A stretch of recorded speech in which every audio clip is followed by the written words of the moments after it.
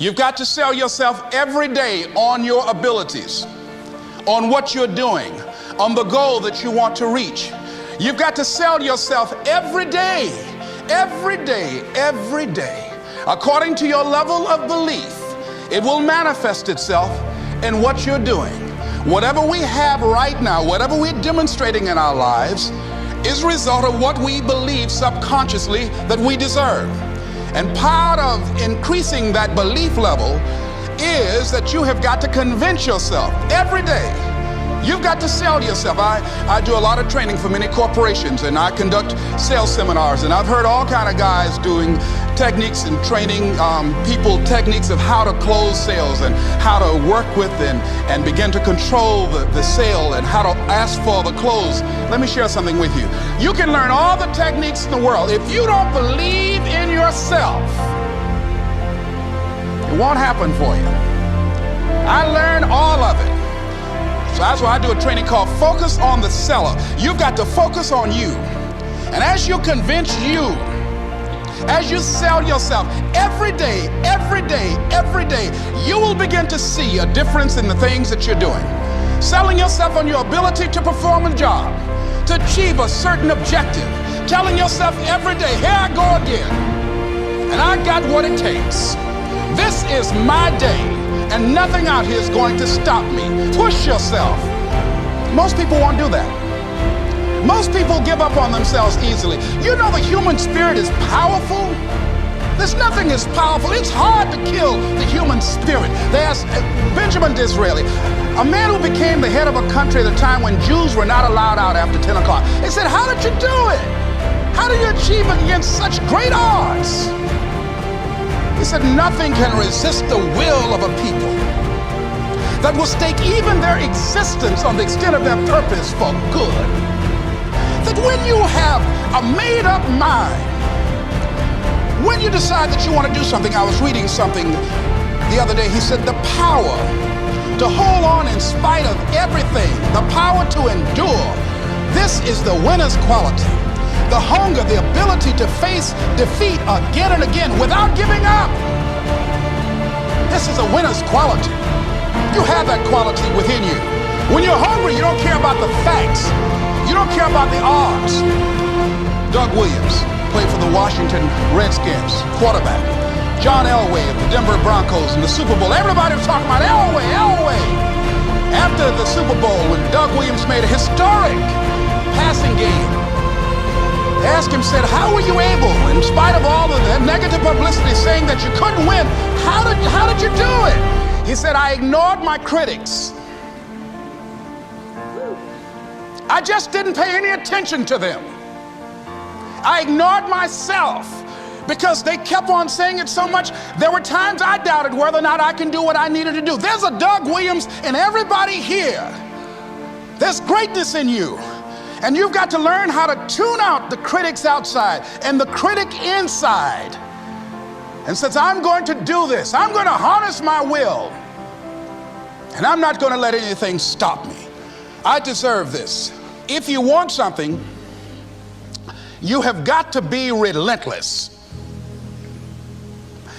You've got to learn how to become resourceful. You've got to learn how to become creative. When crises strike in your life, and in the Chinese language, crises mean danger, but it also means opportunity. And this is an opportunity for you to grow.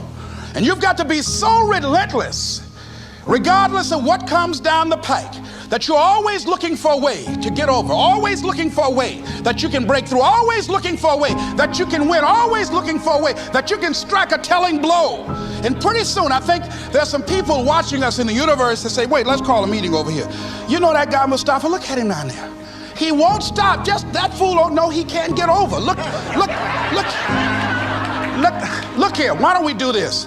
Let him go and let's mess with somebody else. No one, ladies and gentlemen, could have convinced me when I started out just over 6 years ago working on my dream. And I want you to think about whatever your dream is, because I was willing to take a chance. And most people won't do that. Most of the people that you talk to try and bring them into the business, these are not risk takers. Most people have done all that they're ever going to do. They raise a family, they earn a living, and then they die. But people who are running toward their dreams, life has a special kind of meaning. And here's what I will share with you, that in the process of working on your dreams, you are going to incur a lot of disappointment, a lot of failure, a lot of pain, a lot of setbacks, a lot of defeats. But in the process of doing that, you will discover some things about yourself that you don't know right now. What you will realize is that you have greatness within you. What you'll realize is that you're more powerful than you can ever begin to imagine. What you will realize is that you are greater than your circumstances, that you don't have to go through life being a victim. As Jack indicated, I was born in Miami, Florida, in an area called Liberty City, in an abandoned building on a hard linoleum floor with my twin brother. We were 6 weeks of age, we were adopted. When I was in 5th grade, I was identified as EMR, labeled educable, mentally retarded, put back from the 5th grade into the 4th grade, and stayed in that category until I got out of high school. I don't have any college training, but I met a high school teacher who one day changed my life. I was waiting on another student, and when he came in, he said to me, "Young man, go to the board and write what I'm about to tell you." And I said, I can't do that, sir. He said, "Why not?" I said, "I'm not one of your students." He said, "It doesn't matter, follow my directions now." I said, "I can't do that, sir." He said, "Why not?" I said, "Because I'm educable, mentally retarded." And he came from behind his desk and he looked at me. He said, "Don't ever say that again. Someone's opinion of you does not have to become your reality." It's not over until I win. The people that are running after their dream know they're going to have hard times. They keep on running because they're saying within themselves, "I'm the one, I'm the one. No matter how bad it is or how bad it gets, I'm going to make it." The people that are running after their dreams are the people that are hungry. Shake somebody's hand on your right and left and say, "You got to be hungry."